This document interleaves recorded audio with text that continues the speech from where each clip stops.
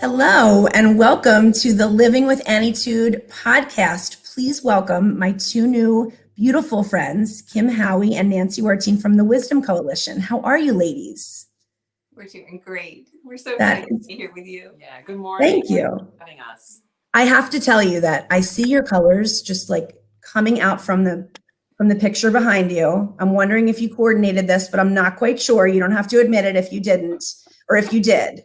But will you tell me a little bit about that picture behind you? Because I love it. Just everything that it says is amazing. Thank you. And yeah, we did coordinate. Sorry. Let's be clear though. We coordinated with each other. We did not coordinate with the picture. That's true. Yeah, but look how it pulls from the orange and the blue. It looks amazing. Yeah. I think it looks amazing. So is there any story with the picture? Yes. Well, so we had a gigantic kickoff party when we announced the Wisdom Coalition, and it's been almost 5 years. Isn't that crazy? Yeah, Yeah. I was going to say 3. Yeah. No, I know. Time flies. Is it really? Wow. Yeah, That's yeah. like a That long is time. what we call our wisdom symbol, and it's in the shape of a Y, and it has a sunflower in the center, which represents your core energy. And at the kickoff party, we had every person who attended did a brushstroke on the painting, and that created the beautiful colors you're seeing. Full disclosure, I kind of got a tiny bit of the story before we started. So I wanted to bring that up because I wanted everybody to hear this. How awesome is that? Everybody at the party, this big party so that's something that you have forever and ever, and it's behind you and in the middle of you, and it's perfect and it's beautiful. So I love it.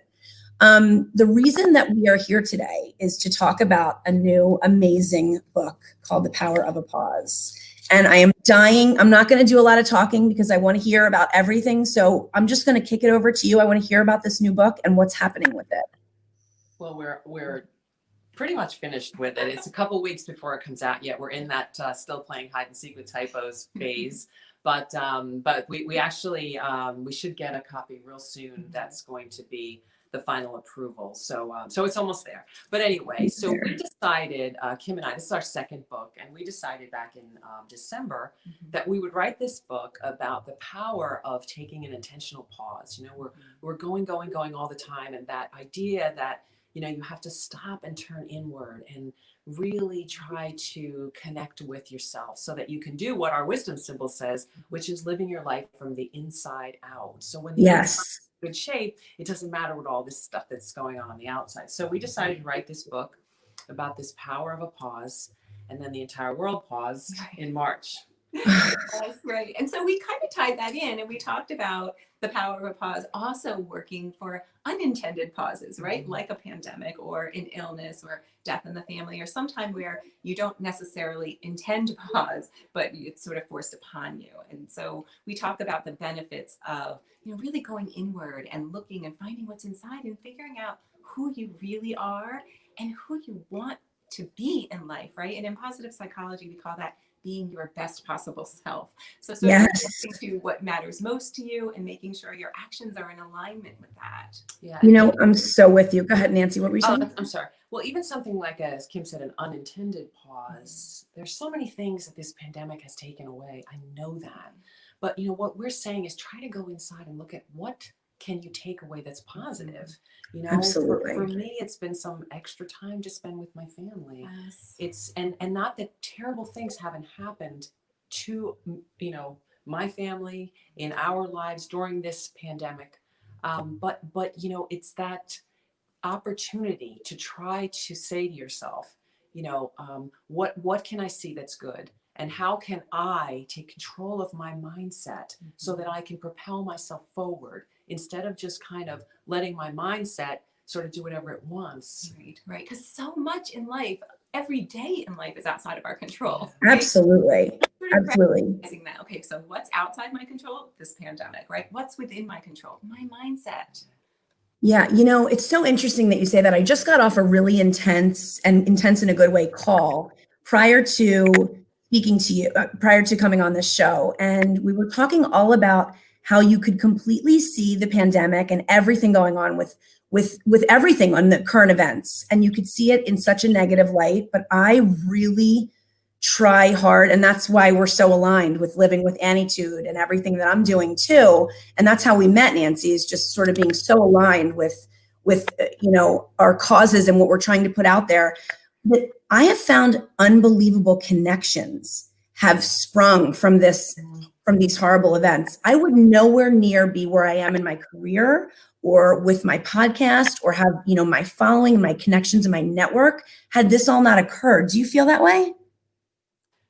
Yes. Well, yeah. And we also thought to ourselves, there are a lot of people really suffering. And as I said, ourselves and our families included. And we thought, what can we do in addition to, since we were, writing the book, we thought, what else can we do to try to help people see what could be a positive out of this? Sure. It's a daily struggle. I mean, I'm not trying to minimize. It is tough for a lot of people right now. And so the second thing we did was develop these mindset management programs in hopes that, every day we all have struggles and we're going to have struggles. And it's a matter of, I think, how we handle them, how we look at them, how we perceive them, how we move ourselves through life in light of them.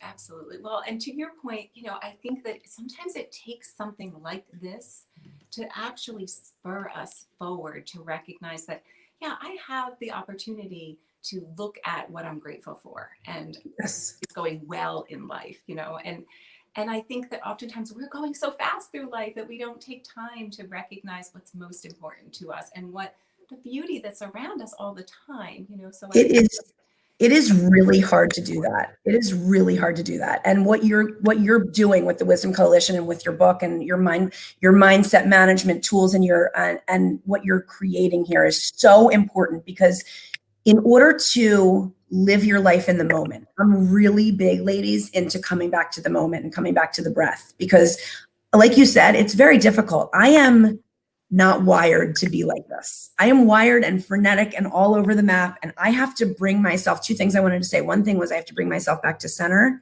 and come back to the breath, because if I want to be in the moment.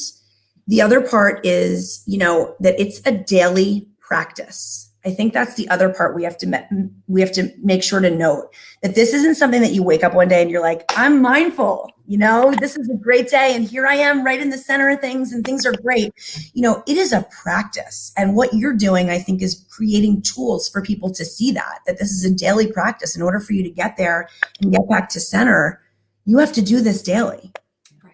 Yeah. And it's funny that you say that, because I say that all the time about practice, right? So it's a practice because it's intentional and you put it into place and you make it sort of habitual, but it also takes practice. You have to intentionally set yourself and your mindset in the position to say, this is something I want to do. This is important to me and I'm going to practice it. And I'm also going to forgive myself when I fall backwards. Oh right? My gosh, that is huge, Kim. Perfect.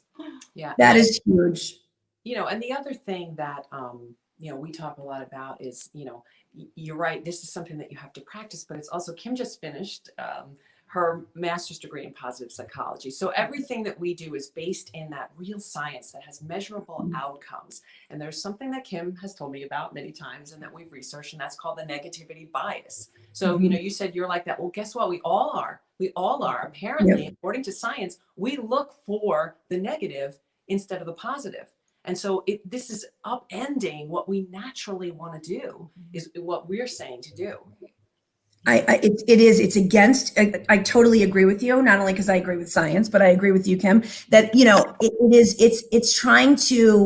it's going against, and it's a daily fight, our mindset and the way we think. And you can naturally fall into that, and you can kind of crumble and start to and stumble along your way if you don't use these mindset principles and ways of looking at things and just sort of your overarching awareness of what's going on. Talk to me about a little bit about self-awareness and how that plays into your mindset management tools. And I want to talk about that for sure, but I just want to say one other thing, in terms of science, these creating, our brains have plasticity, which they didn't know for years and years. And they're now recognizing that with these healthy habits, right? And with you training your brain, you can create these new neural pathways. Yes. So there's this negativity bias, but you can train your brain to actually can retrain the way you think.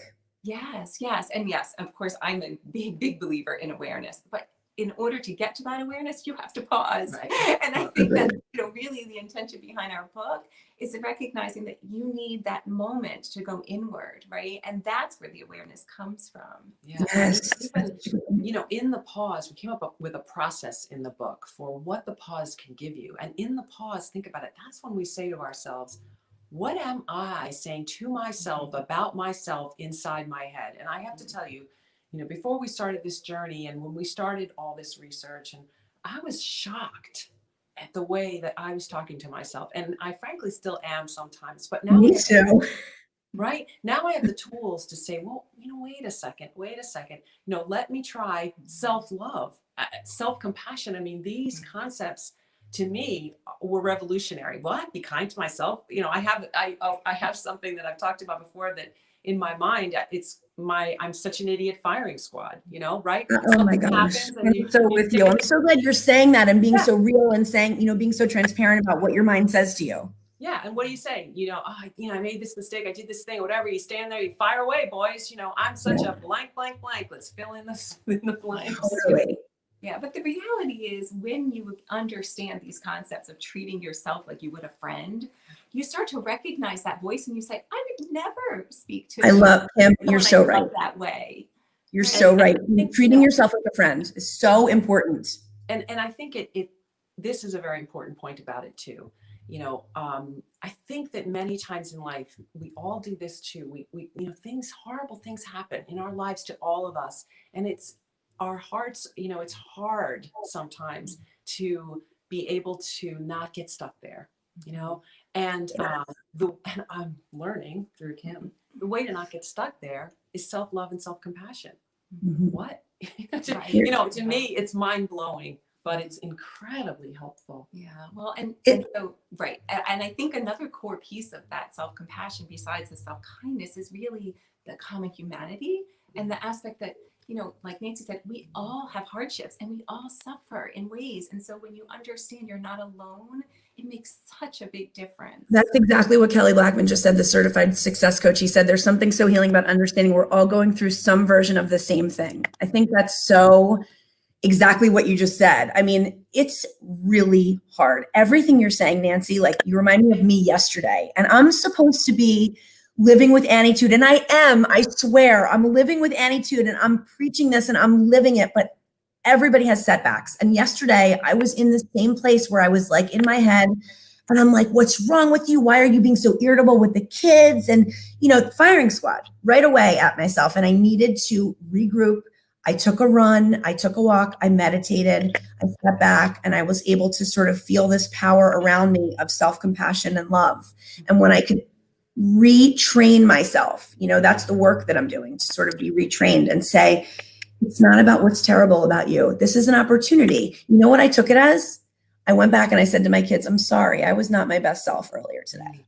I was irritable. I wasn't nice to you guys. I was mad about something silly and I was not my best self. And this is what I have the opportunity to do, to apologize to you about it. And I said, do you forgive me? And they said, of course, Mom. And then we moved on and had a great, beautiful day. Yeah, and that's such a great thing that you're role modeling for your kids too. And so along with the apology that you've made to them, showing them it's okay to own your mistakes you make, you're also role modeling that it's also okay to forgive yourself, right? Yes. Yes, the self-forgiveness is really, really at the core of so much of self-love. I couldn't agree more. And I think that that's maybe for me the hardest step. I don't know what the hardest step is for everybody else, but self-forgiveness, like I might say I'm sorry and I'm apologizing to them, but really I need to say to myself, it's okay. Like, and take that power of that pause. There's the power right there, that it's okay. I'm just a human. Yeah. Well, our first online program is called Reboot You, and that's kind of a broader stroke. It has 10 different installments, and it's for, you can do it in 10 days, you can do it in 10 weeks, whatever you want to do. But it's let's dip in the water of mindset. Our second program is called Filling in the Missing Piece, PEACE. Ooh. A lot to do, that program, with self-love, self-kindness, and self-forgiveness. And self-forgiveness, forgiving yourself for what you did or what you didn't do, right? Sometimes there's that, I should have this, I should have that. Yep. And those three elements are really big in that second program. That one hasn't launched yet, but Reboot You has. But now tell me, do you have to take one to take the, like when that launches, is it one that leads into the other, or can you take it a la carte, or how does that work? Yeah, you can definitely take it a la carte. And really the second, the feeling in the missing piece is sort of a deeper dive, right? It's really Okay. a little bit more personal and vulnerable. So, you know, we had sort of set it up like the Reboot You was, like Nancy said, dipping your toe in the water, right? You're getting sort of the general concepts and some skills and tools to help you, you know, really get started down the path of learning to manage your mindset. But then the feeling in the missing piece is like, okay, I'm ready now. I'm going to go inside. I'm going to clean some of this up. You know, I love that it takes a deeper dive. I love that. And listen, and there. Are we frozen? Sorry. What happened? It's very important.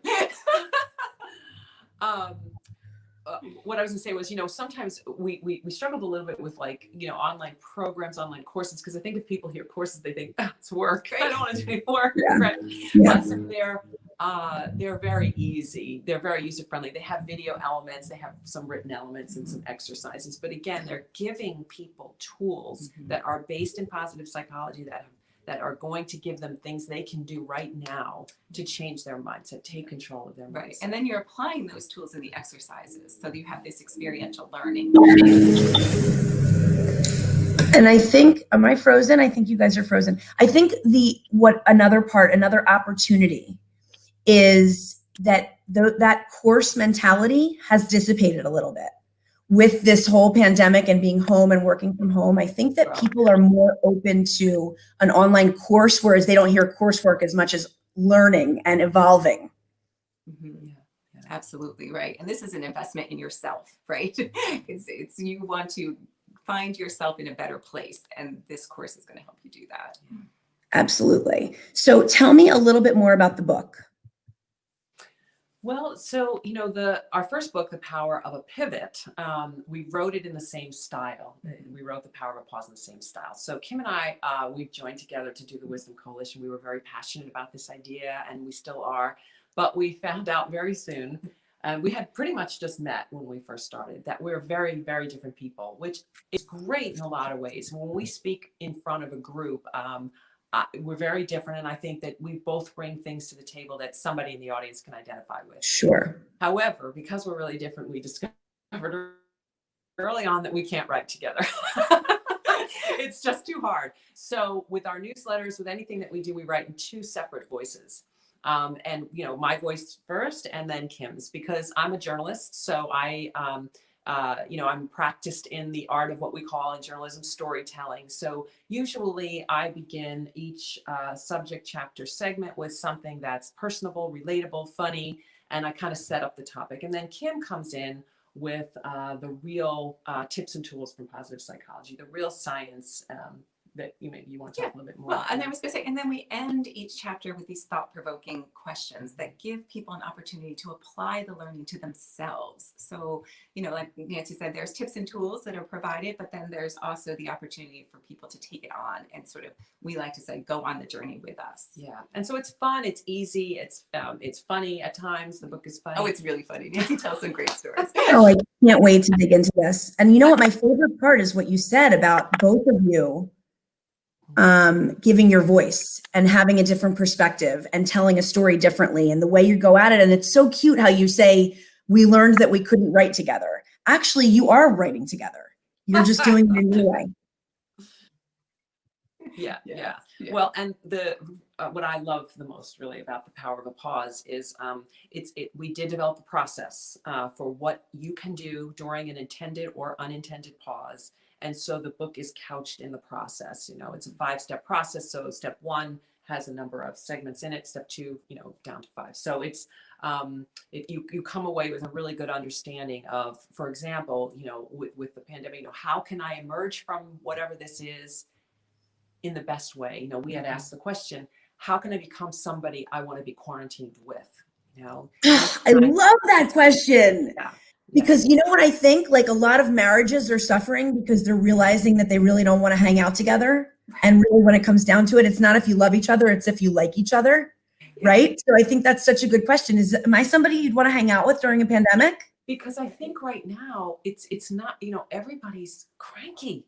Everybody's cranky. Yeah. It's hard. There's a lot of difficulties right now in the workplace, in our home lives. This working from home stuff is not easy for a lot of people. Some people love it, but it's challenging for a lot of other people. So that's why we think this is such an important thing to just catch your breath, stop, pause, as you said, Annie, breathe, and think a little bit, where you said so beautifully when we were on the Lisa show the other day about being reactive and proactive. If you want to talk about that, I'd love that. Well, I think sure, absolutely. I'd love to react, right? We have a feeling, we have an urge, and we just react without stopping to think, right? And so practicing, contemplative practices, like you said, either deep breathing or yoga or meditation helps you to sort of habitualize that pause, right? Where you take a moment before you react so that you can respond, right? You can respond in the way that feels like it's in alignment with who you are and who you want to be. Absolutely. But I'm going to respond. You said about, the marriages and stuff. And it's interesting because there's a saying in positive psychology, focus on what's strong, not what's wrong. And I think that that's something that we all really need to take to heart, especially now, right? Because it is hard. We're spending more time together. And so we're noticing things. My husband showed me like a meme that came around early on in the pandemic, and it said, my wife and I are playing this game. Why do you do it like that? And we laugh, because it's just funny. Like we're all in each other's space. And so we're noticing like little things like, why you brush your teeth that way? Or, and you didn't notice before. I have to tell you, while we're on the show, I have to tell you that this is what's happening in my house, okay?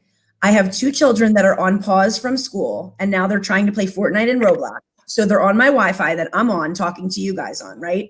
The lawnmower, the lawn man is kindly going right by the window that I'm next to in my office. This minute, like this 25 minutes I have to talk to you guys, he's right here. I don't know if you heard that. I just put you on mute, and I told my babysitter to run upstairs and tell the kids to get off the Wi-Fi so that we stop breaking up, because I think it's my side. So I just want to let you know, this is the power of working from home. Yeah. This is life. This is reality. This is 24/7. This doesn't stop. Yeah. But listen, it's a lot of stress. It is a lot of stress. And we're seeing, a lot of people, the workday just doesn't end. You want to prove your worth, your boundaries are hard. Yeah. And like you said, and you've got children at home, where gosh, it's been difficult. It's been really difficult. So, I love with the Wisdom Coalition where there's these times where I'll have things in my life and all of a sudden I'll be like, oh my gosh, I'll think of what we've been working on, because I'm so headlong in my life and something happens that's frustrating or tragic or whatever. And then I employ the things we talk about, and I'm like, oh my gosh. It is so applicable. Yeah.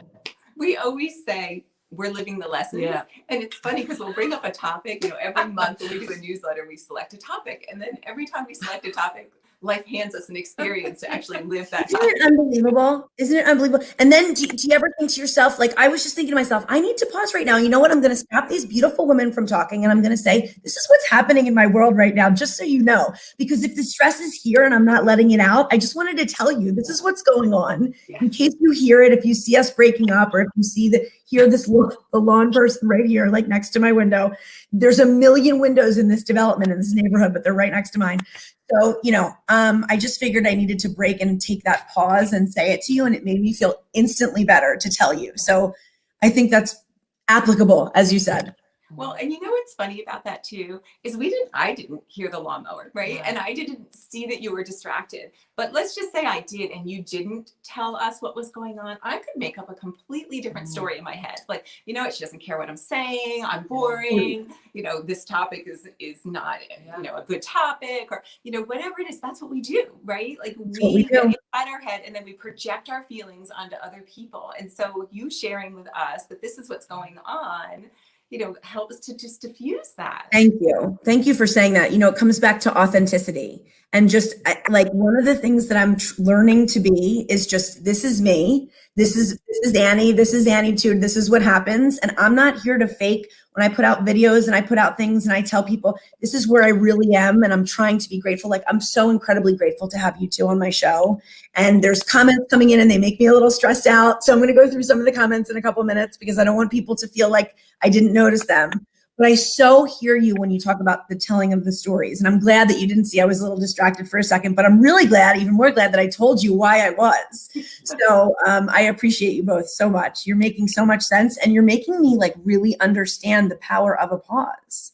It is true.